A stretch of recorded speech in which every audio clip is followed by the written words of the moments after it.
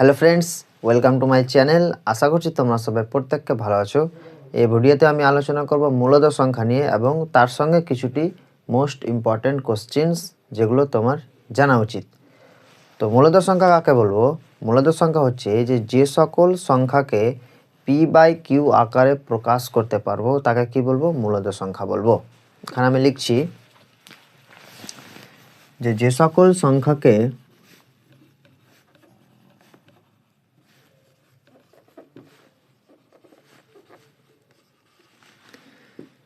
p/q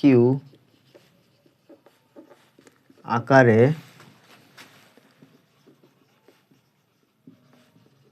প্রকাশ করতে পারবো বা করা যাবে, করতে পারবো। যে সকল সংখ্যাকে p/q আকারে প্রকাশ করতে পারবো তাকে কি বলবো? তাকে মূলদ সংখ্যা বলে। যেখানে কি যে p আর q পূর্ণ সংখ্যা, যেখানে p, qটা কি পূর্ণ সংখ্যা। আমি এর আগের ভিডিওতে মানে বাস্তব সংখ্যা পার্ট 1-এ তোমার পূর্ণ সংখ্যা নিয়ে অনেক ডিটেলসে আলোচনা করেছি, ওখানে দেখে নেবে, আমি এই ভিডিওর ডেসক্রিপশনে দিয়ে দিব। তো p, qটা কি আমার পূর্ণ সংখ্যা এবং কি যে কিউটা নট ইকুয়াল টু 0, মানে কিউ এর মানটা 0 হবে না। তো এখানে মূলদ সংখ্যাটা কি বলছে যে সকল সংখ্যাকে আমরা p/q আকারে প্রকাশ করতে পারবো তাকে আমরা কি বলবো? মূলদ সংখ্যা বলবো। আমি ফর এক্সাম্পল এখানে সংখ্যা নিলাম, যেমন কি হতে পারে 1/2। এটা কি হচ্ছে? p/q আকারে প্রকাশ করতে পারলাম। যেখানে কি হচ্ছে যে p এর মানটা হচ্ছে কত? 1, q এর মানটা কত? 2। বুঝতে পারলে? আর একটা এক্সাম্পল নিলাম যে 5/7, এটাও একটা মূলদ সংখ্যা। বুঝতে পারলে? p এর মান কত? 5, q এর মান কত? এখানে 7। তো এখানে যে সকল সংখ্যাকে আমরা কি করতে পারছি যে মানে p/q আকারে প্রকাশ করতে পারছি বা p/q আকারে আমরা সাজাতে পারছি, সেসব সংখ্যা কি বলছি আমরা? মূলদ সংখ্যা বলছি বা রেশনাল নাম্বার বলছি। এখানে 1-এর 2টা কি মূলদ সংখ্যা, দেখো p/q আকারে সাজানো আছে। 5/7টাও কি আছে? p/q আকারে সাজানো আছে। সেমভাবে এখানে আমি যদি লিখি যে 13/3, এটাও p/q আকারে সাজানো আছে। আরও যদি লিখি যে 16/7, এটাও p/q আকারে সাজানো আছে। আরও একটা লিখি যে 18/3, এটাও কি? এটা একটা মূলদ সংখ্যা, দেখো p/q আকারে সাজানো আছে। এটা উত্তরটা 6 হবে, কিন্তু এটাও মূলদ সংখ্যা। বুঝতে পারলে? তো এখানে কি বুঝতে পারলাম যে সকল সংখ্যাকে আমরা p/q আকারে সাজাতে পারবো বা প্রকাশ করতে পারবো সেই সব সংখ্যাকে কি বলবো? মূলদ সংখ্যা বলবো বা রেশনাল নাম্বার বলবো। এবার আমি একটু কন্ডিশনের দিকে আসি যে এখানে q নট ইকুয়াল টু 0 কেন হলো। এখানে আমার যে দেওয়া আছে যে p, qটা কি পূর্ণ সংখ্যা। এবার q নট ইকুয়াল টু 0 এখানে কেন হলো? এখানে আমার যদি q এর মানটা যদি 0 হয়ে যেত, আমি এখানে ধরে নিলাম যে q এর মানটা 0। তো এখানে আমি একটা এক্সাম্পল নিলাম যে ধরো p এর মানটা ধরো এখানে দেওয়া আছে 3 আর q এর মানটা দেওয়া আছে 0। তো p/q কি বলছে? p/q এর মানটা কত? 3/0। বুঝতে পারলে? তো এখানে মানটা কি হয়ে যাবে? অসংজ্ঞাত চলে আসবে। মানটা কি চলে আসবে? অসংজ্ঞাত। এই অসংজ্ঞাতটা আমার কি মূলদ সংখ্যা না। ওটার জন্য এখানে কন্ডিশনটা দেওয়া আছে যে q নট ইকুয়াল টু 0। এখানে আমার q এর মানটা 0 হবে না। যদি হয়ে যায় তো এই আমার কন্ডিশনটা আসবে যে আমার মানটা অসংজ্ঞাত চলে আসবে, যেটার মানটা মূলদ সংখ্যা না। বুঝতে পারলে? আচ্ছা, এখানে আমি কি দেখলাম? এখানে দেওয়া আছে 18/3, এটার মানটা কত আছে? 3, 6, 18। তো আমি 18/3কেও তো আমি বললাম কি মূলদ সংখ্যা। বুঝতে পারলে? আমি 18/3কেও বললাম কি মূলদ সংখ্যা। তো 18/3-এর মানটা কত আসছে? 6 আসছে। এটা হয়ে গেল কি আমার মূলদ সংখ্যা। আমি আরও একটা এক্সাম্পল নিলাম যে ধরো -6 দেওয়া আছে, -6টা কি মূলদ সংখ্যা না অমূলদ সংখ্যা? -6টা হচ্ছে কি মূলদ সংখ্যা। কেমন করে? -6 মানে কি -6/1, এটা লিখতে পারি। তো পি এর মানটা হচ্ছে -6, কিউ এর মানটা হচ্ছে 1। তো এখানে -6টাও কি হচ্ছে? মূলদ সংখ্যা হচ্ছে। সেমভাবে -10, -10টাও কি -10/1, এটা লেখা যাবে। তো -10/1টাও কি হচ্ছে? আমার মূলদ সংখ্যা হচ্ছে। সেমভাবে 10টাও কি আমার মূলদ সংখ্যা হচ্ছে। 10কে আমি কি লিখতে পারি? 10/1। তো এটা হচ্ছে মূলদ সংখ্যা, -10/1ও হচ্ছে মূলদ সংখ্যা, -6/1ও হচ্ছে মূলদ সংখ্যা। তো এখানে আমি কি দেখতে পেলাম যে প্রত্যেকটি পূর্ণ সংখ্যাই হচ্ছে মূলদ সংখ্যা। বুঝতে পারলে? প্রত্যেকটি পূর্ণ সংখ্যাই হচ্ছে কি মূলদ সংখ্যা। বুঝতে পারলে?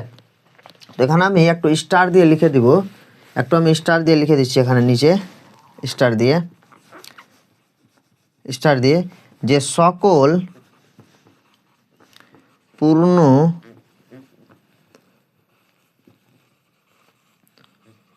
সংখ্যাই হলো মূলদ সংখ্যা। এবার সকল পূর্ণ সংখ্যা মানে কি? যে অখণ্ড সংখ্যা আর -1, -2, -3 এগুলো যত সব সংখ্যা আছে সেগুলো মিলে তো একটা পূর্ণ সংখ্যার দল গঠিত হয়। তো আমার যতটি পূর্ণ সংখ্যা আছে সবটি কি আমার? সবটি হয়ে গেল মূলদ সংখ্যা। এক্সাম্পল হিসাবে আমি দেখালাম এখানে যে -6, -10, 10 আরও হতে পারে, 7ও হচ্ছে মূলদ সংখ্যা, 10ও হচ্ছে মূলদ সংখ্যা, -13 হচ্ছে মূলদ সংখ্যা, -16 হচ্ছে মূলদ সংখ্যা, -100 হচ্ছে মূলদ সংখ্যা, 100 হচ্ছে মূলদ সংখ্যা, -200 হচ্ছে মূলদ সংখ্যা, 267 হচ্ছে মূলদ সংখ্যা, -267 হচ্ছে মূলদ সংখ্যা। বুঝতে পারলে? তো আমার পূর্ণ সংখ্যাগুলোই কি হচ্ছে? আমার মূলদ সংখ্যা। এটা তোমরা ভালো করে মনে রেখো যে আমার সকল পূর্ণ সংখ্যা, আমার যতটি পূর্ণ সংখ্যা আছে পৃথিবীতে, আমার যতটি পূর্ণ সংখ্যার দল আছে সেগুলো কি আমার? সেগুলো হচ্ছে মূলদ সংখ্যা বা রেশনাল নাম্বার। চলে? তো আমি এখানে লিখে দিলাম যে সকল পূর্ণ সংখ্যাই হলো মূলদ সংখ্যা। এবার আমি যদি একটু ঘুরিয়ে বলি যে সকল মূলদ সংখ্যা কি পূর্ণ সংখ্যা হবে? এখানে বলছে যে সকল পূর্ণ সংখ্যাই হচ্ছে কি মূলদ সংখ্যা। এবার আমি যদি একটু কথাটা ঘুরিয়ে বলি যে সকল মূলদ সংখ্যা কি পূর্ণ সংখ্যা হবে? দেখো, একটা প্রশ্ন যে সকল মূলদ সংখ্যা কি পূর্ণ সংখ্যা হবে? সকল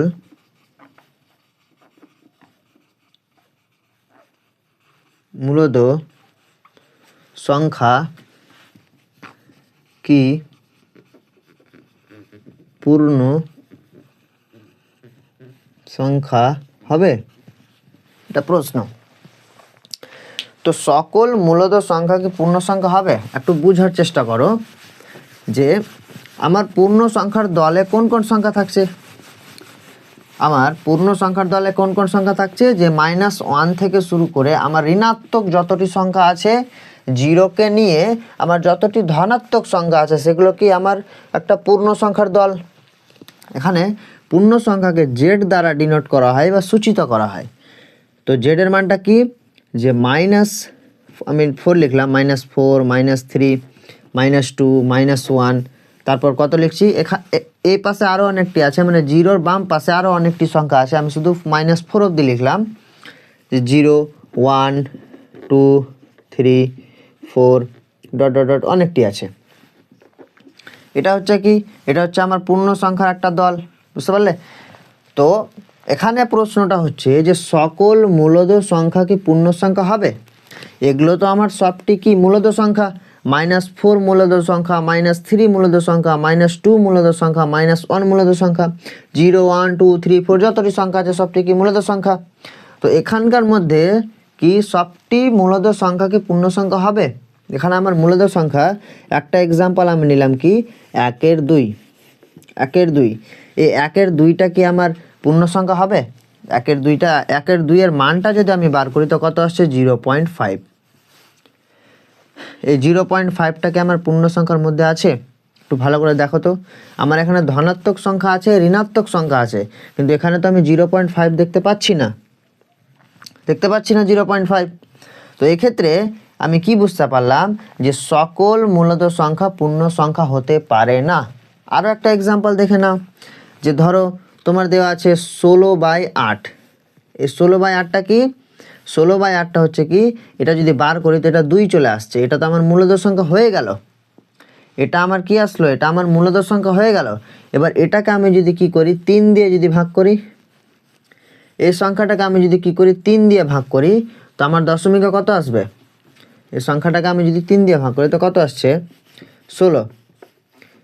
এটা চলে আসবে 3 5 15, 1 0 3 3 9। তো আমার অ্যান্সারটা কত আসলো? 16/3 অ্যান্সারটা আসলো 5.33। এই 5.33 কি আমার পূর্ণ সংখ্যার দলে আছে? দলে নাই। যখন আমি 16/2 যখন আমি নিয়েছিলাম তখন কি আসছে? 8 উত্তর আসছে।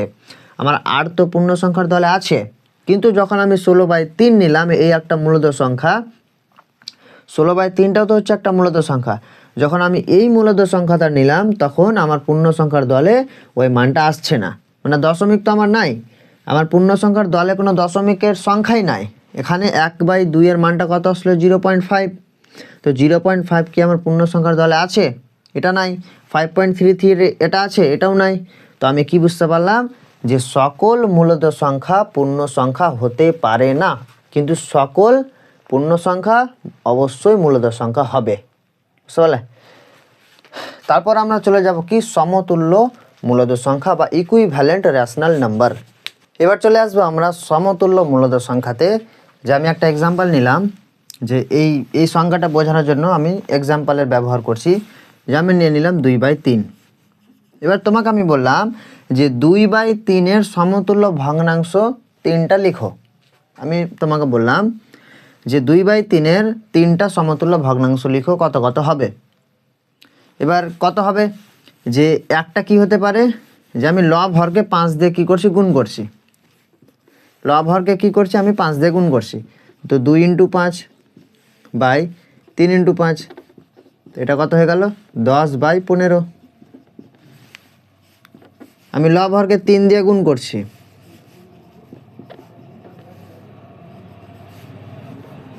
6/9। আর একটা আমি লব হরকে কী করছি? 4 দিয়ে গুণ করছি,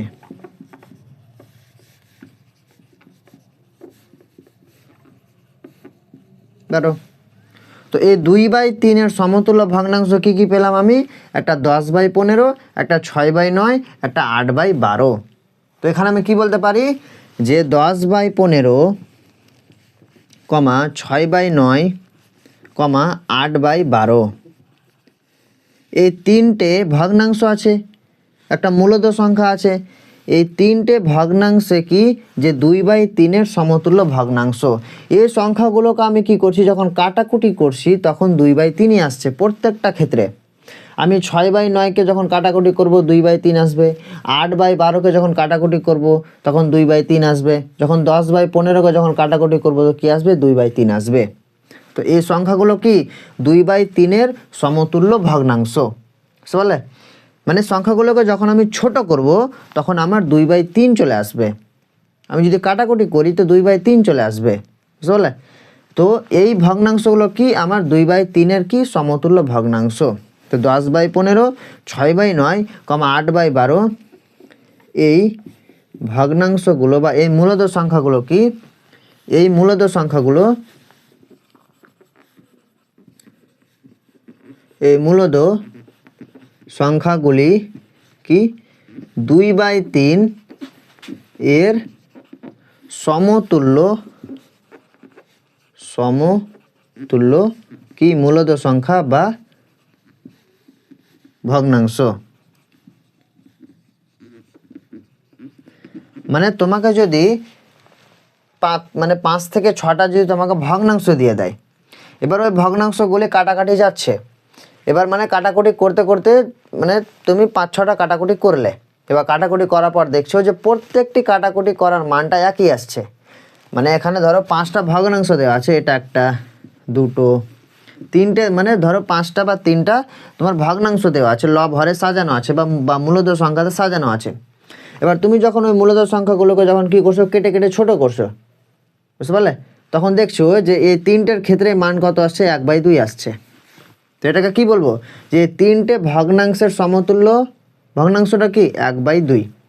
3টের ভগ্নাংশকে যখন আমি কাটছি, যখন আমি কেটে ছোট করছি, তখন আমার 3টের অ্যান্সার কি আসছে, 1/2 আসছে। এটার ক্ষেত্রে 10/15কে যখন কাটলাম 2/3 আসলো, 6/9কে যখন কাটলাম 2/3 আসলো, 8/12কে যখন কাটলাম 2/3 আসলো। তো এগুলোকে কি বলা হয়, 2/3 সমতুল্য ভগ্নাংশ। 2/3 এর 2/3 এর সমতুল্য ভগ্নাংশ, বুঝতে পারলে।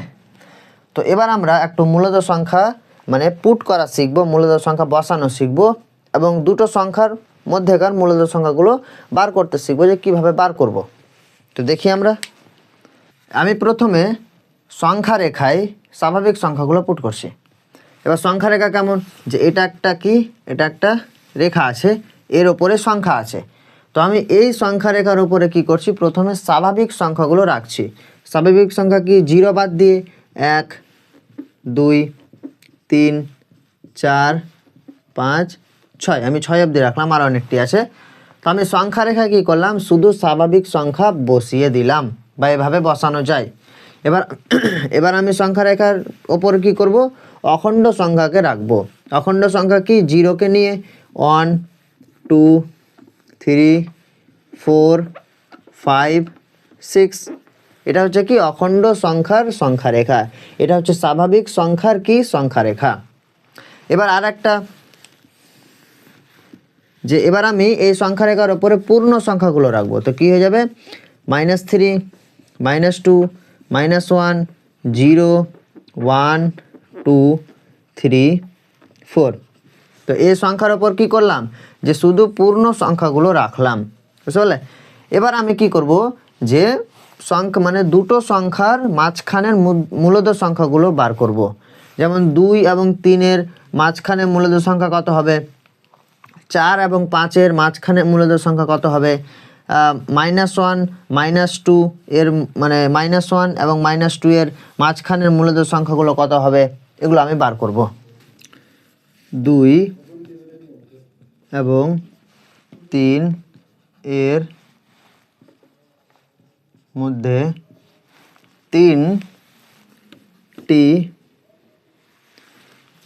তিনটি মূলদ সংখ্যা।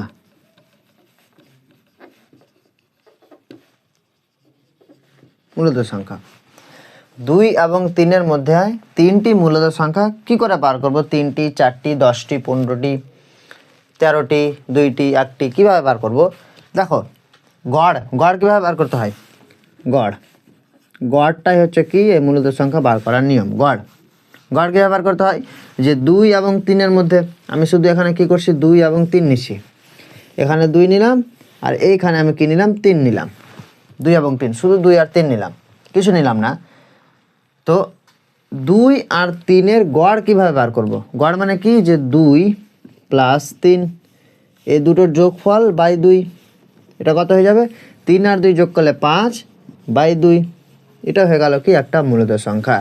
2/3-এর মধ্যে একটা মূলদ সংখ্যা কি পেলাম, 5/2। তো এখানে 5/2, আমি এখানে একটা মূলদ সংখ্যা পেলাম।